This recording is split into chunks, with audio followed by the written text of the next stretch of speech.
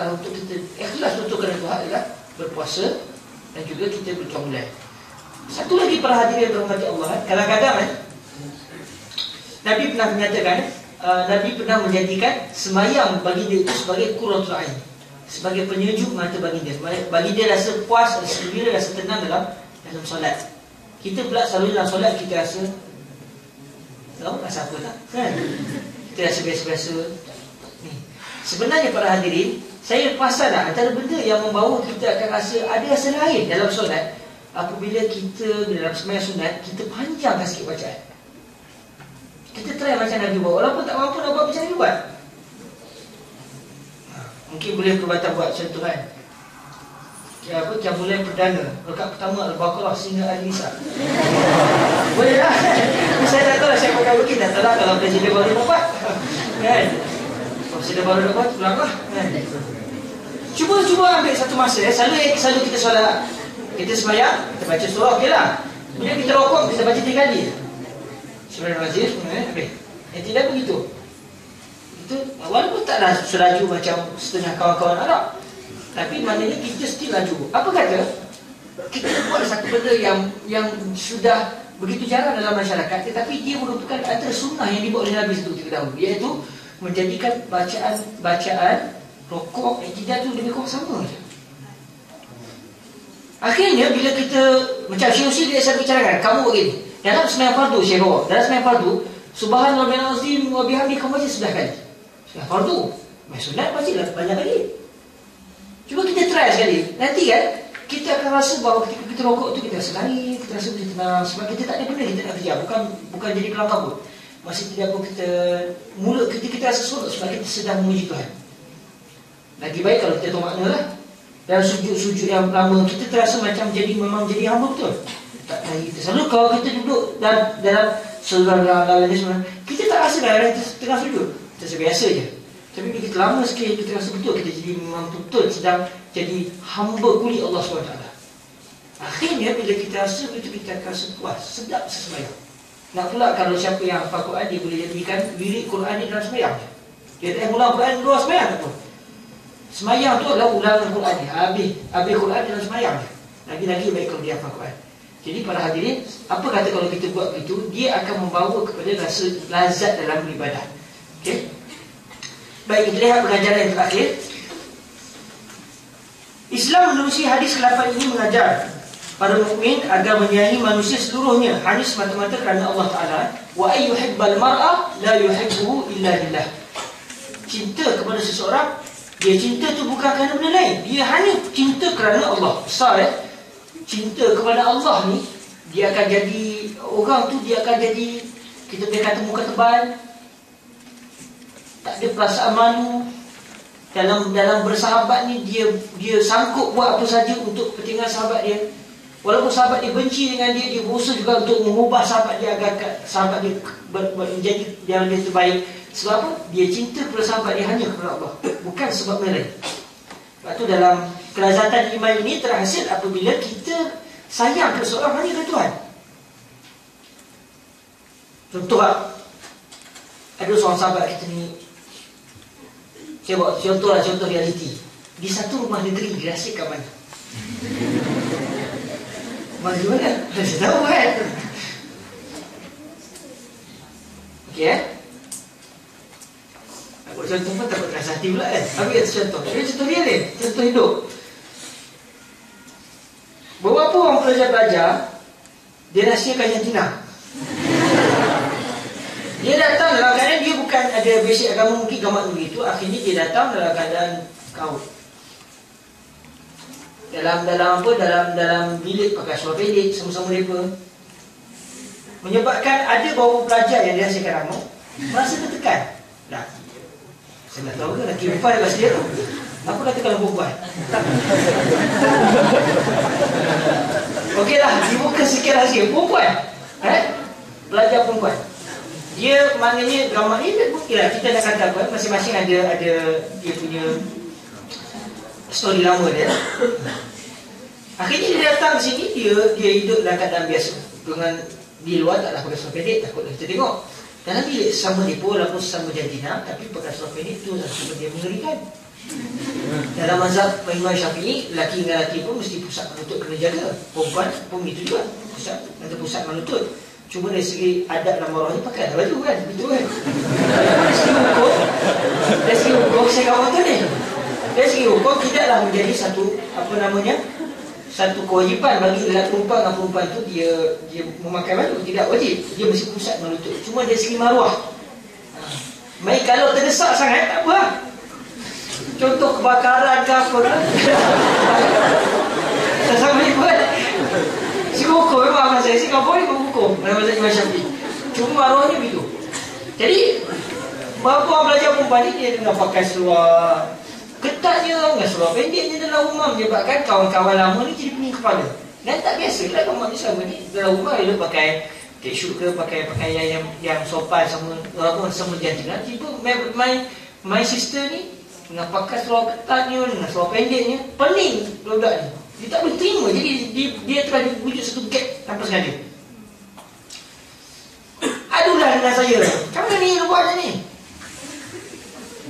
Saya kata, inilah peluang untuk kita berusaha untuk belajar bagaimana nak berusaha untuk mendekati, bagaimana berusaha. Saya tak ada khabar lah. Dia tahu lah macam rahsia ke dia. Dia pun pelajar-pelajar siswi di sebuah negeri dirahsiakan nama ni.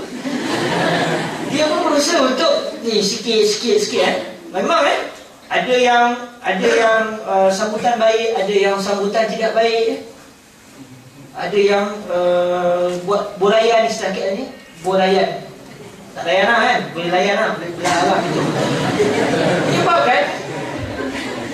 Menyebabkan akhirnya diorang ni akhirnya sebab diorang target bukan sebab boring budak-budak ni kan, baru sampai buat panggil. Tapi dia fikir budak ni yang nak mengubah ni, dia fikir ni usaha kita, sebab kita ni adalah madu kita tu, ini adalah sahabat-sahabat kita yang mungkin dia tak ada basic, jadi kita usaha ke arah untuk mengubah dia.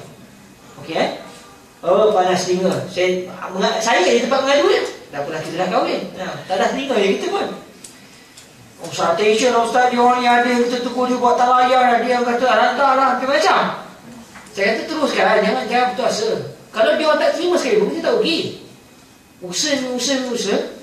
Tengok besarnya ukhuwah kerana Tuhan. Kalau lah kerana benda lain, meluat tu berdoa sudah macam dia power sangat, dah orang tegur sangat, so pasal dia tu kan. Kalau tak ada rasa ukhuwah Islamiah tu, tapi sedikit demi sedikit makan tahu juga. Akhirnya adik-adik ni pun berubah. Sebab ketat tak ada dah, sebab pendek pun tak ada. Yang pakai tudung labuh, ada yang sampai dia pakai prudah. Maknanya berusaha kepada perubahan yang baik. Dan ada di kalangan mereka sebenarnya saya kata apa? Saya sebenarnya sedang mencari siapa diri saya sebenarnya, dan saya jumpa di Mesir. Kan itu satu kejayaan. Jadi orang yang dia bersahabat kerana Tuhan, orang maki ke, orang tak maki ke, dia jalan terus. Akhirnya dia rasa tenang. Sedap tu hari kena maki. Puas hati tu. Kita sampai rasa orang maki kita, rasa puas hati. Sebab kita kurang-kurangnya walaupun tak sampai ke tahap Nabi yang kena lempang dengan batu, tapi kita kena lempang dengan makian. Itu puas dia. Dia akan rasa hidup dia bermakna dengan makian tu. Alhamdulillah, seorang dengan maki dia ni. Nampak tak? Sebab apa? Sebab dia nak kawan dia berubah tu bukan kerana dia nak benda, tapi kerana Allah SWT. Sebab tu Nabi sebut sini, kemanisan iman tu akan terhasil antaranya apabila kita bersahabat dengan seorang hanya kerana Allah SWT.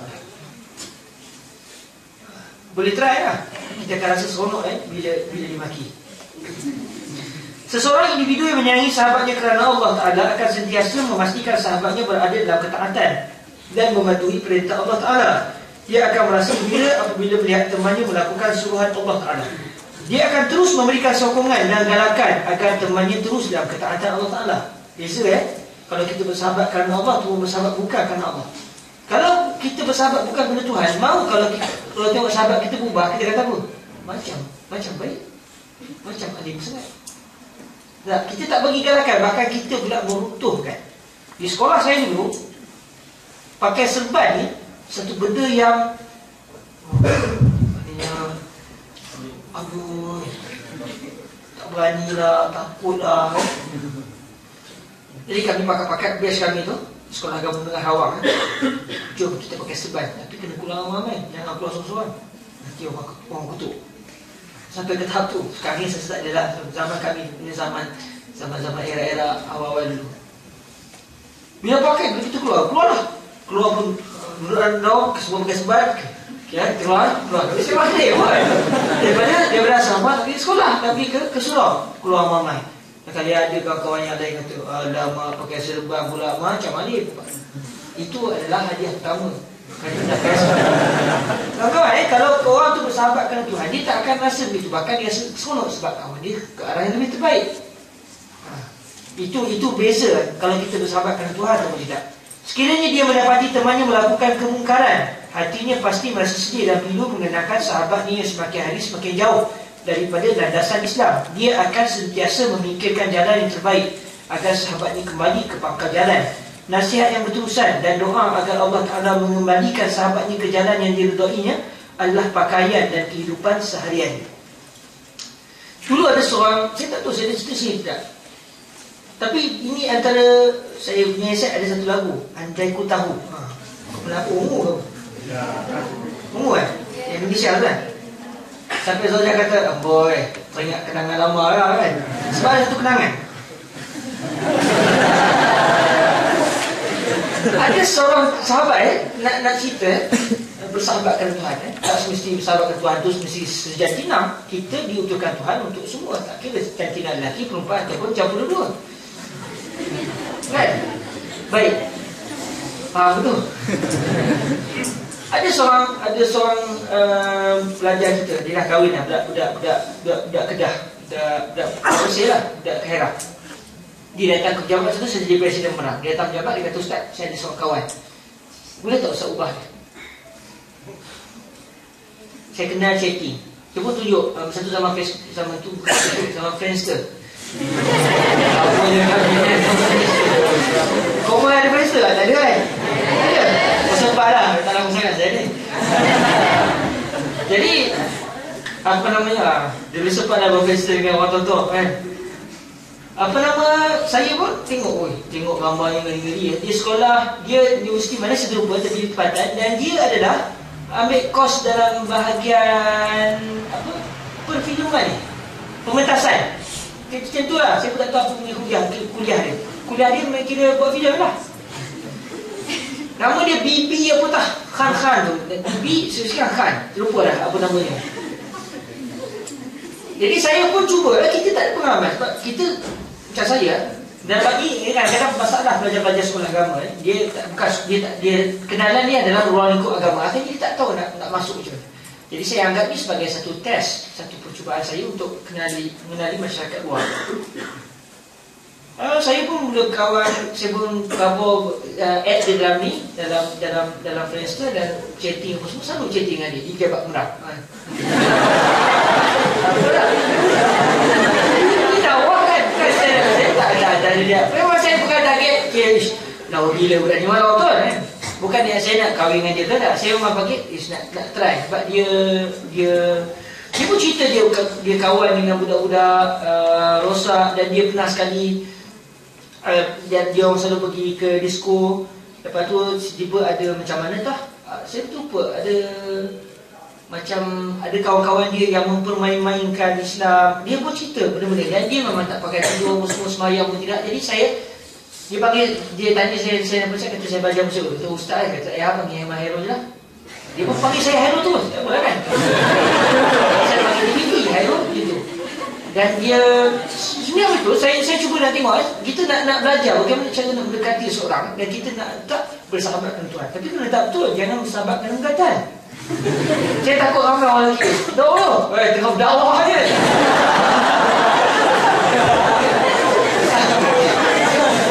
Yang tu paling kita takut. Dia bukan berdakwah, dia keluar. Ada juga dai yang gatan lebih tu kan. Jadi alhamdulillah saya tak terlibat dengan golongan seperti itu. Jadi bila kita ni nak cerita bahawa bila kita tengok dia pun cerita dia kata, Hairul, saya semayang selalu tinggal. Dia kata, saya semayang selalu tinggal. Saya kata, cubalah sebagai seorang hamba Tuhan kita bersolat. Itu kewajipan kita, tanda kita syukur kepada Allah Ta'ala. Walaupun hati saya kata mesti payah nak semayang sebab dia biasa tak semayang. Dia kata, tak apa, saya cuba. Lepas tu dia kata, saya suka dengar lagu ni, tapi setiap kali saya dengar saya takut. Saya takut saya mati, tapi saya tak sebab taubat dengan Tuhan. Dia kata, Sikit demi sikit, akhirnya lama. Lepas tu saya nak kahwin, saya tak sempat dah cerita ni sebab kita nak urusan perkahwinan. Lepas kahwin, saya pun ajak zaujah saya, kami kahwin di Pulau Kangsar, pergilah ke Pekan Pulau Kangsar kan. Honeymoon di Pekan Kuala. Pergilah, saya pun tak tahu bagaimana sebab saya kan, bukan kita tak biasa cinta dia, tak tahu apa. Je lah pergi jalan, pergi Pekan Kuala tengok sungai macam tu. Akhirnya saya pergi ke kita kata jalan tak buka WM apa semua kan. Buka Facebook, buka CC, buka Facebook, Friendster, buka WM. Tiba buka saja. Sebelum tu saya cerita dengan saudara saya pasal bibi ni. Saya takut dia salah faham kan. Sebab kita kenal bibi tu dah lama dan usaha kat arah tu. Dia memang tudung pun tak pakai, memang tudung tak kena kata. Saya tak ada tudung. Awak saya nak kahwin datang ke meja kami kan. Saya tinggal nak tahu dia tak ada tudung, takut orang malu. Kalau gitu macam mana? Saya datanglah. Tak apalah. Kalau awak pakai tudung tu lagi baik. Itu tanggungjawab orang Tuhan. Tapi kalau awak nak pakai tudung, datang je lah. Datang je lah. Makan. Dia tak datang lah. Saya pergi kahwin tu datang. Sebab saya tak mesti datang tidak. Sebab saya pergi kahwin saya pergi Mesir. Tinggal isteri saya seorang kat Mesir. Kat Malaysia. Isteri saya wakil ayah saya je penantin. Saya balik setelah kan balik saya. Lepas kahwin 3 hari lepas tu kawan pergi Malaysia, lulus kena balik Malaysia, exam. Langkah abut tu kahwin lah. Setelah itu saya buka mesej, dia call letak isteri sebelah. Dia kata, Hairul, saya ada benda nak beritahu kat awak. Dia dah banyak mesej sebenarnya. Rupanya dia beritahu apa? Dia dah berubah dan dia dah memakai tudung. Nak cerita bahawa manusia ni tak susah untuk dia berubah, tapi perlukan kepada dua. Keikhlasan dia sendiri untuk berubah dan keikhlasan kita sebagai orang yang nak mengajak. Sebab kalam itu datang beratus. Kalau kita ikhlas kerana Tuhan, kemanisan tu ada. Walaupun dia tolak sikit pun kita sepuas hati. Sebab kita dah berusaha ke arah untuk melahirkan dia, membawa dia ke arah kebaikan. Kalau dia berubah, maka lebih-lebih lagi kita rasa gembira. Sebab kita dah berusaha dan dia berubah. Jadi saham kepada kita. Man sanna fil Islam sunnatan hasanatan kana lahu ajruha wa ajru man amila bihi la yanqusu min ujurihi syai', kama qala Rasulullah sallallahu alaihi wasallam. Siapa yang mencipta satu benda baru, menunjukkan satu benda baru, orang yang buat, yang kita pun dapat pahala, orang yang buat dapat pahala. Pahala orang tu sikit tak kurang, kita pula dapat pahala kalau dia buat. Kita ajak dapat pahala dah, dia buat dia dapat pahala, dia buat pahala sampai juga ke kita. Jadi sebenarnya tidak rugi dalam kita bersahabatkan Allah SWT. Jadi sebab tu hadis ni dia memang akan menyebabkan manusia muslim dia tenang dalam beribadat setenang, dalam bersahabat setenang. Sebab apa saja yang dia buat semua dia rasa kemanisan. Dia ajak orang buat kebaikan. Ukti kalau jalan malam-malam kena ada musyrik, kan? Kalau tidak nanti berlaku pun susah. Alah tak lah, tak apa. Mas tenang tak berapa je orang tak dengar kan. Kita ukti kena pakai tudung, ukti macam pakai tudung, puas pun semua kan. Janganlah berdakwah sangat macam tu, nampak macam tu dakwah lebih sangat kan macam tu. Janganlah terlalu banyak dakwah sangat semacam yang dakwah ni. Lepas tu dia kata, alah tak, ni dakwah style saya. Dia still nak menegakkan apa yang dia buat. Kita tak rasa tertekan sebab kita bersahabatkan Allah SWT. Dia dekat dengan Tuhan, kita rasa gembira. Dia jauh dengan Tuhan, kita rasa tanggungjawab atas hal ini. Sekiranya dia mendapati temannya melakukan kemungkaran, hatinya merasa sangat pedih dan pilu mengenangkan sahabatnya semakin hari semakin jauh daripada landasan Islam. Dia akan sentiasa memikirkan jalan yang terbaik agar sahabatnya kembali ke pangkal jalan.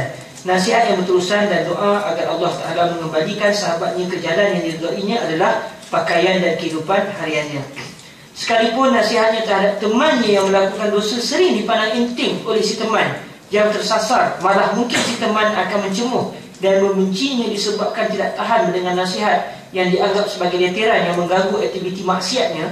Namun insan mulia ini akan terus-menerus menghadiahkan kuntuman nasihat tanpa putus-putus kepada sang teman yang menjadi pendosa. Kita bagi nasihat, dia maki kita.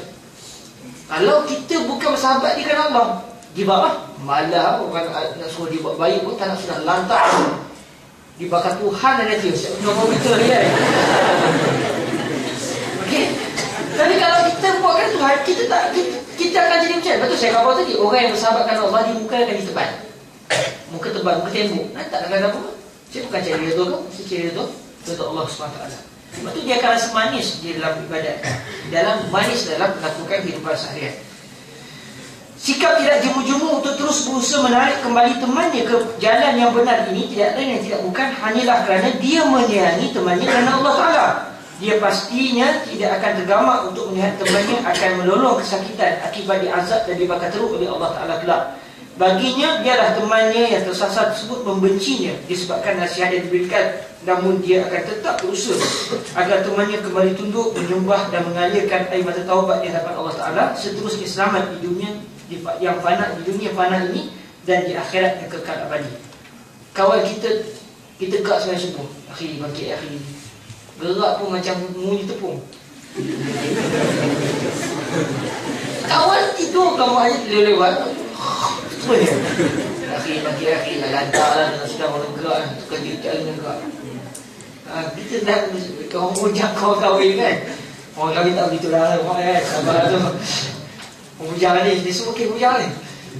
Akhir bangkit awak bangkitlah sembahyang subuh dah pukul apa ni, dia tu kan. Oh, orang tu tidur, nantak lah, ada pula. Ingat kita kuli dia nak gerak sembahyang subuh tak boleh. Okey satu situasi. Baik, katakan satu situasi yang lain. Rumah terbakar, kawan tengah tidur, gambar kita gerak ni. Akhir bangkit akhir yang marah. Kawan tidur kan? Kawan tidur kan? Ya akhir bangkitlah, akhir dah bangkit dekat.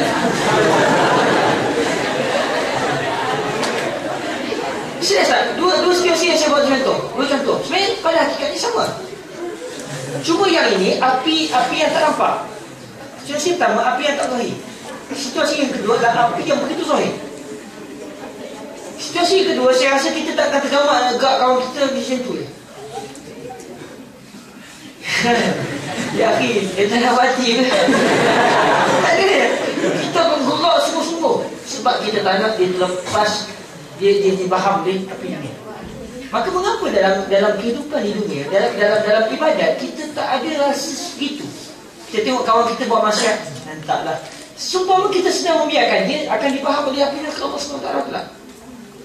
Mengapa kita dalam kehidupan dunia kita rasa semangat untuk selamatkan dia? Padahal dia harus mati pun sebab kulun nafsi saya kau semua. Ya kalau kita nak fikir dia seperti itu lah. Tak esok mati usah mati je. Tapi di akhirat nanti bagaimana? Jadi kadang-kadang saya buat contoh gitu, contoh gerak sembahyang subuh. Kadang-kadang kita duduk asrama dulu. Biasanya kalau kau dah sembahyang, dia gerak tak makin hantar ayah setiap hari begitu. Geraklah apa salahnya? Dan kenapa kita tak cuai? Contoh lah. Nabi pernah sebut lah, sebaik-baik suami adalah orang yang bangkit, suami yang bangkit waktu malam dan dia menggerakkan isteri dia untuk bangkit malam. Kalau dia tak bangkit, isteri tak nak bangkit juga, dia ambil air dipercik ke wajah isteri dia. Lelaki baik. Lepas tu Nabi kata wanita yang baik dia adalah wanita yang bangkit di tengah malam dalam keadaan suami tengah tidur. Ini pasal berlaku lah. Dan tas isteri pun ambil air, gerak lu, tak nak bangkit, ambil air percik dengan penuh sifat manja kepada suami. Untuk suami bangkit. Hadis ni ada disebutkan dalam Sunan An-Nasai. Kami selalu dah hadis tu. Syekh Hussein 3 orang hadis ni kata, ini kalau suami isteri tu dia ada rasa gembira untuk taat kepada Allah. Faham? Bangkit kiamat. Terima kasih ya. Cik, apa ni? Faham? Hajub bang, alhamdulillah, terima kasih ya. Kalau tidak, kalau gerak biasa pun payah orang nak bangkit. Percik okey sikit. Kalau payah, gayung terus. Okey? Syekh sikit orang yang ni kata apa? Kalau orang tu dia ada begitu, tapi hari ni kalau kita buat begitu, apa yang perlu? Nak cerita bahawa beza betul generasi satu ketika dahulu yang Nabi cerita tu dengan generasi kita. Orang gembira diajak untuk buat benda yang bersifat keduniaan. Ajak makan, seronok makan free. Benda pada seronok saya makan free. Tapi bila diajak untuk melakukan kebaikan, dia rasa ada kan. Lepas gerak subuh contoh ataupun gerak ni. Jadi para hadis rahmati Allah, hadis ni 3 benda. Kalau kita ada benda ni, kita akan rasa manis dalam kita beribadat kepada Allah. Cinta Allah, cinta Rasul mengatasi segala-galanya. Mencintai seseorang hanya kerana Allah. Benci untuk kembali kepada kejahatan, kepada kekufuran, kepada maksiat, macam kita benci untuk dicampakkan ke dalam api neraka Allah SWT. Nabi Allah Ibrahim AS kerana rasa cintanya kepada Allah ketika mana dibakar, ketika mana Jibril datang, tanya, ada keperluan, Abikah hajah? Kamu nak perlukan bantuan, sedangkan Nabi Ibrahim sedang berada dalam kawasan pembakaran, sudah dibakar. Apa jawapan Nabi Ibrahim dalam suasana yang begitu genting? Amma bika pada. Untuk adapun hajat saya, untuk saya minta bantuan kamu, tidak. Adapun Allah dia tahu apa yang saya ingin perlukan. Itu tahap kecintaan yang sampai ke tahap itu. Ketika mana Rasulullah SAW dalam proses berhijrah, ketika mana berhijrah, para sahabat berhijrah Nabi pergi. Kenapa Nabi tak berhijrah dulu? Sebab Nabi tak nak berhijrah, mereka saya dapat izin daripada Allah SWT. Allah mengizinkan para sahabat, tapi Allah tak kata Nabi boleh tidak. Maka Nabi tunggu. Ketika mana Allah izin, bila? Allah izin ketika mana orang sedang tunggu, sedang pusing, sedang keliling rumah Nabi. Kalau fikir dengan akal yang waras, akal semata-mata tanpa didasari dengan iman, silap ni arahan ni. Tanya Jibril, bila ni? Kau apa sepatutnya keluar? Betul sekarang. Tapi anda rasakan dia adalah Allah. Cinta pada Allah mengatasi segala-galanya. Jadi apa pun letaklah Allah. Sebab ini adalah permintaan dan juga arahan Allah. Benci pada maksiat macam kita benci untuk kembali kepada kekufuran. Cinta Allah, cinta Rasul mengatasi segala-galanya. Dan kita bersahabat hanya kerana Allah. Tiga benda ni kalau ada jiwa kita akan rasa manisnya dalam ibadat. Dan itu saya rasa sekadar itu dahulu dalam pertemuan hari ini. Maaf di atas kesilapan. Dan saya tak erti, macam inilah saya. Kalau kawan-kawan setuju lah, saya tak erti nak lebih daripada lagi. Saya tak erti nak seria bersama saya beginilah. Maafkan saya. Dan apa semua kebetulan dan dah kita sampai pada hari apa? Hari Ashura ni maka ambil peluang untuk kita memuliakan hari yang dimuliakan oleh Allah. Bulan Muharram ni sendiri sudah bulan yang dimuliakan Tuhan. 4 bulan haram. 4 bulan diharamkan. Maksudnya bulan yang kehormatan dia begitu besar insya Allah Ta'ala. Pahala berganda-ganda, dosa juga diganda-gandakan. Jangan pahala saya kata, dosa pun Allah akan gandakan semua dalam bulan 4 bulan. Kenapa? Bulan ini begitu dimuliakan oleh Tuhan. Jadi orang yang tergamak dan buat maksiat dalam bulan ini juga, dosa juga akan diganda-gandakan. Jadi kalau buat maksiat jangan buat pada 4 bulan. Kalau tergamak dan buat maksiat lah. Bulan apa? Muharram, Zulkaidah, Zulhijjah, Muharram. 3 bulan yang berturut. Zulkaidah, Zulhijjah, Muharram. 3 yang berturut. 1 yang tidak berturut, iaitu bulan Rajab. Bulan Rajab. Kita pernah hadis sebab Rajab Mudar. Sebab masyarakat Arab Mudar ni begitu menghormati bulan Rajab. Bulan Rajab. 4 bulan ni begitu dimuliakan oleh Allah SWT. Dia dianggap sebagai minha arba'atun hurum. Allah Ta'ala Al-Quran, Inna iddata syuhuri inda Allah 12 syahran fi kitabillah. Lepas tu Allah tersebut minha arba'atun hurum. Bulan ni dalam tahun tu ada 12 bulan. Di antara 12 bulan ni ada 4 bulan yang diharamkan oleh Allah, dimuliakan oleh Allah. Maksud diharamkan ni dimuliakan kerana pada satu ketika dahulu diharamkan berlaku peperangan dalam 4 bulan ni. Tapi selepas tu dinasahkan. Tak boleh perang, dah dinasahkan. Kalau berlaku perang tak ada masalah dalam 4 bulan ni. Okey, jadi kebetulan kita di bulan Muharram, satu bulan yang diharamkan Tuhan, bulan yang dihormati. Bulan dalam hari Ashura pula, maka ambil peluang. Siapa-siapa yang tak ada masalah, akhwat tak ada keuzuran, bismillah. Akhwat tak apalah, siapa yang ada keuzuran buat macam mana? Puasa pada bulan, pada keesokan hari. Kalau siapa yang dapat puasa tadi, alhamdulillah. Tapi kalau kebetulan tadi tak sempat, lupa, hari esok ada lagi peluang. Dan juga lusa. Kalau saya tak nak, rasa tak biasa lah puasa banyak ni, tekak kering lah. Kata okey, sehari lah. Bulan pada esok hari. Pada esok hari. Disebut kami kebetulan dah sampai. Dan pagi tadi habis kitab Siam dalam Sunan Nasa'i. Nak cerita bahawa Nabi, antara benda yang mungkin kita jarang buat adalah kita berpuasa. Banyaknya kita tunggu bulan Ramadan. Saya juga begitu. Bulan Ramadan barulah kita puasa. Sebelum tu ini orang sudah kata lengkung luas. Ni apa? Lengkung luas, suka makan. Jadi kita payah nak puasa. Puasa itu satu ibadat yang begitu kan. Sebab kita kuat makan. Jadi Nabi menggalakkan untuk kita berpuasa. Sekurang-kurangnya biar sebulan sekali tu ada hari kita berpuasa pada bulan. Sebab tu kalau kita tengok Nabi kata puasalah 3 hari. Dalam masa sebulan puasa 3 hari. Sekurang-kurangnya 14, 13, 14, 19 setiap bulan Islam. Ataupun Isnin Kamis Isnin, ataupun Kamis Isnin Kamis.